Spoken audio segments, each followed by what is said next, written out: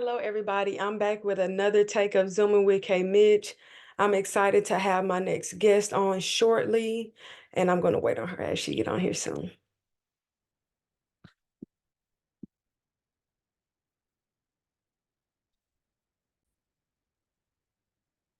Let me go ahead and add her to the call.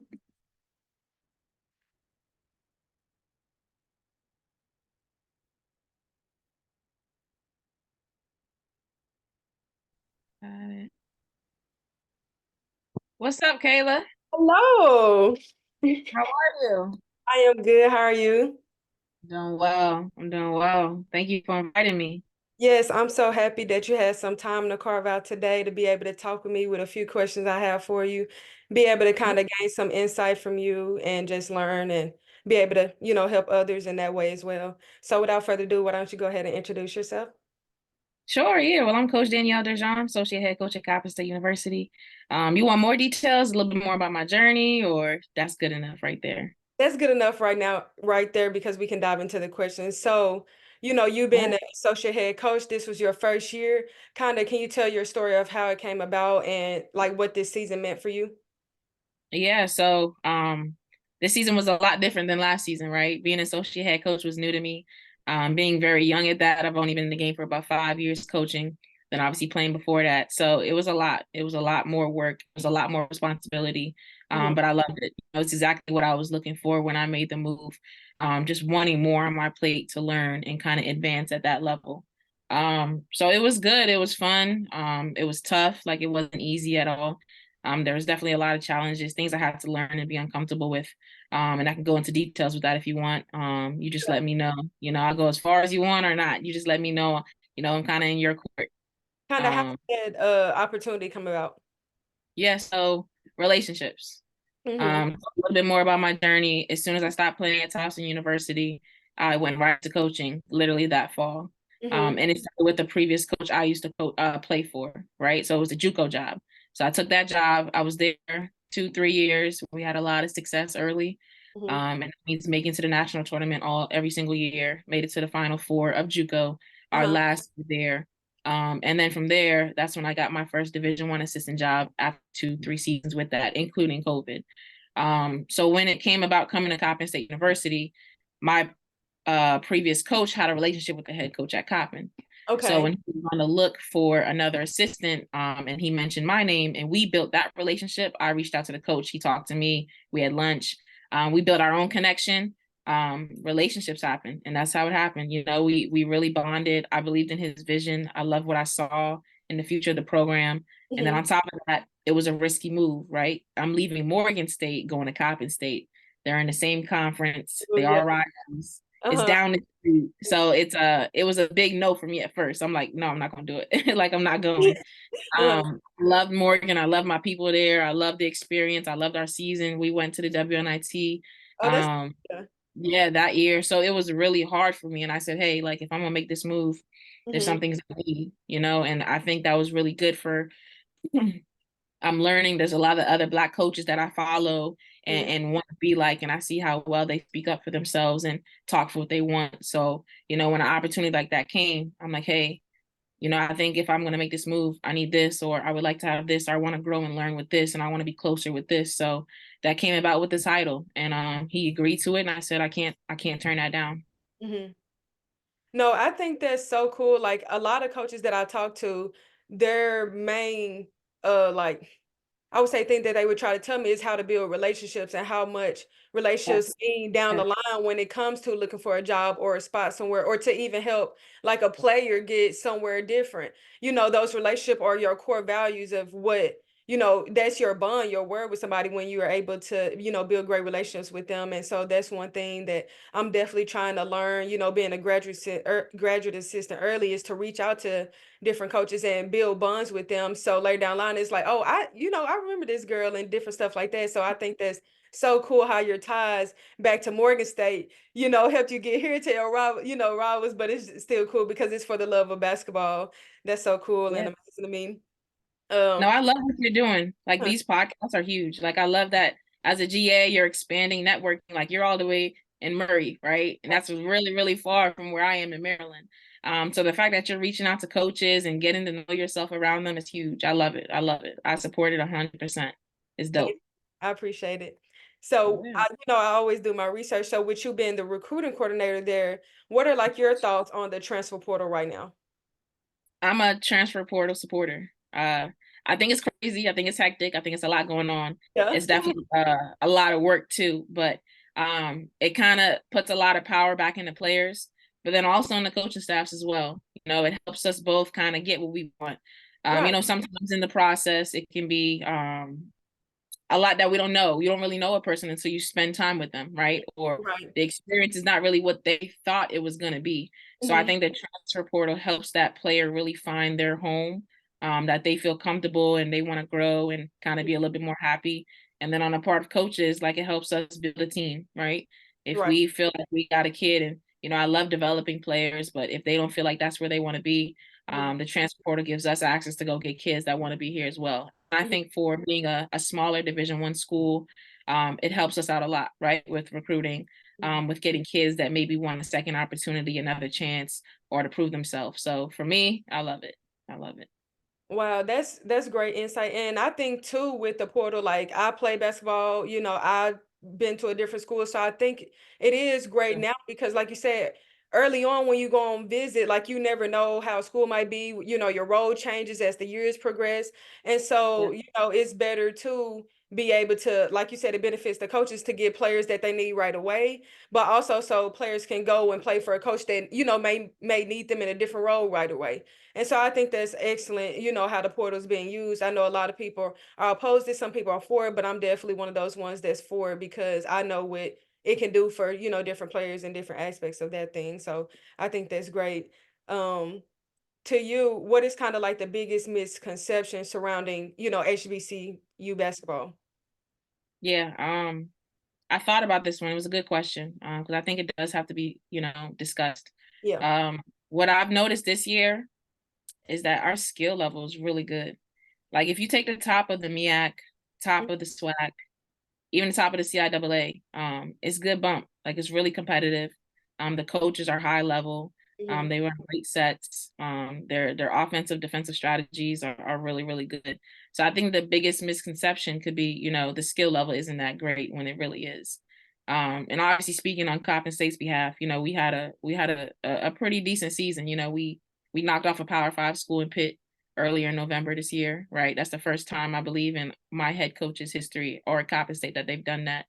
Um, we held, LSU to a tough battle. They were an amazing team, well coached. You know who they are, they're Yeah. superstars. Right. Anytime we hold a team under their average, we're excited for that as well. So we've done that a lot this year. We played a lot of teams that are in the tournament right now, and played well. So I like how, our skill set really is there. And that's the same thing for all HBCUs. Norfolk State's just one that comes to my mind Yeah. automatically. Yeah. Killing it, right? Killing the game. Jackson State killing the That's game. the state. Yeah. Right. Um, yeah. So I think if we can kind of get out of the notion that, the super athletic, tough, physical, that's good, but we got skill too. We Mm-hmm. got skill too. Mm-hmm. That's good. Amazing. Well spoken. Next question. How important is player development to you? Huge. I love it. I think it's where I made my mark. When I first started coaching, as I started to develop my mind with X's and O's and offensive strategies and defensive strategies and the nuances of the game, what I really fell in love with was the player development piece, being in the gym with the kids and working on their ball handling, shooting, learning the game, right? So making sure they see the game from a different angle, Right. watching film with them. So I think player development is kind of where I made my mark and I just love it. Like I love that question because it's so important. But no, me and player development get along. I love getting in the gym with our girls. I was a gym rat as a player. Yeah. I wanted to be in the gym 2 o'clock, 3 o'clock in the morning. It's a little harder now Uh-huh. to do that. When they do hit me up and they want to get that work in, I'm excited every Yeah. single time. So I'm big on player development. It's never, you never know it all. There's Mm-hmm. always time to grow, player and coach. There's so much more drills out there and things you're learning as the game grows. It's always important to keep it simple though, and not do too much. But as I'm learning that as well, it's fun. It's fun to see that, and then the girls go on the court and they play to what they just worked on, or build on a skill that you have, or take a player that's really good and make her better, or a Yeah. player that needs development as a freshman and you see her rise to her junior, senior year. and she's killing it. So player development, like I said, it's kind of where I started, where I really fell in love with the game, and Mhm. everything else just kind of fell into place. Mhm. Me being a GA this year, I had to do a lot of the player development side and a lot of the skill work. So it was definitely more of a love for the game. Like, just seeing your players, like say you worked on a move or something all week and they go out on the court and they do Yeah. it and give you that look like, hey, we worked on that. And it's just like one Yeah. of those proud mom moments. And so I really loved, Good. that's the next kind of step that I want to go into is definitely player development, having that one-on-one with the players and, being able to bring it together as a team and just seeing it flourish is like, it's just the best thing. And like you said, it's very, very important because a coach that can develop their players can win, you know. So Yeah. to even just go, like I said, like you said, showing them film, showing them something that they can work on. Just it might be a small detail, just something, a quick change in order to get better and develop, into something much more bigger. And so I think that's a uh key piece into I feel like next season for everybody is just that key, player development piece for sure. Yeah. Last Yeah. What question. year did you graduate? I'm sorry, before your last question. What year did you graduate? What year do I graduate being a GA? Did you graduate playing? Did I graduate playing last year? So 2020. Last Yeah. 2020? Mhm. Okay, all 2020, right. yeah. Yeah, all right, Yeah. okay. So All this right. this was my first year being a GA. Did you play at Murray State as well? No, I played at Lamar University and then I played 1 year at Central Arkansas. Got you. Okay, all right. I recruited a player that's at Murray right now, Haven Ford. Oh yeah, I love that girl. Yeah, I was just gonna ask how she doing. She doing good? Yeah, she's doing good. She had a really good year. I got to work out with her Yeah. a lot and she's a gym rat. She loves Look to like a guard. So you were a guard. You play yeah, guard. yeah, point Yeah. guard. Yeah. Yeah, I'm not Okay. Okay. I could Okay. yeah. I Um, love that. I'm glad she's doing well. Tell her I said hi. I She, will. I was at Morehead State when I was talking to her though, so you gotta have Okay. to make go in there so she could remember me. But that's cool. Okay, That's I definitely will. all My right. last question for you is kind of what do you try to teach your players besides basketball? It's another great question. Because basketball isn't everything, right? It's not our entire life. Things change, things go on. The biggest thing that I want to make sure the girls understand and know is just confidence. Hmm. Like you gotta have it. Like no matter what it is, and thriving through struggle. I think those are the main two things I try to teach them within life. I've learned it myself, even though, like I said, I'm young, I'm new to the game. I've only been here for a little bit, Hmm. but I feel like life has thrown a lot of experiences at me early, right? And it could be from anywhere. And I really believe in beauty in the struggle, so I make sure that they understand that too. Living your truth, understand your struggle, and thrive in it, because it's all about the process. Like I see it everywhere, as cliche as it sounds, but if you really indulge in it and understand that it really is about the process, it's awesome, and that confidence piece is huge. Yes. I really want to make sure I was brought up that way. I've had coaches that just want to give me confidence, and I loved it. And I've had experiences where I didn't get that, and I know how it felt. So Hmm. as a coach, I just really want to make sure that they have confidence in themselves, no matter what, how they look, what they wear, what they do for a living, their experience, their family history. Hmm. Like have confidence in yourself, believe in yourself, no matter what you got going on. And I think that's going to take you way further. Especially doubling that with playing a basketball player. Yeah.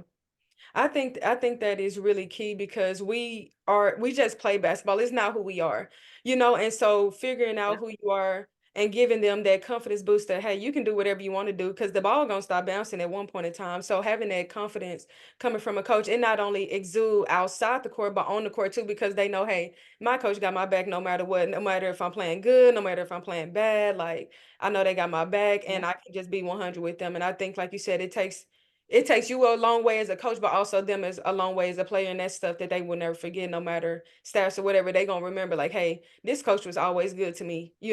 So I think that's definitely good that you allude that into your players and just know, like, hey, I know Coach Danny got my back no matter what. And so that's always key.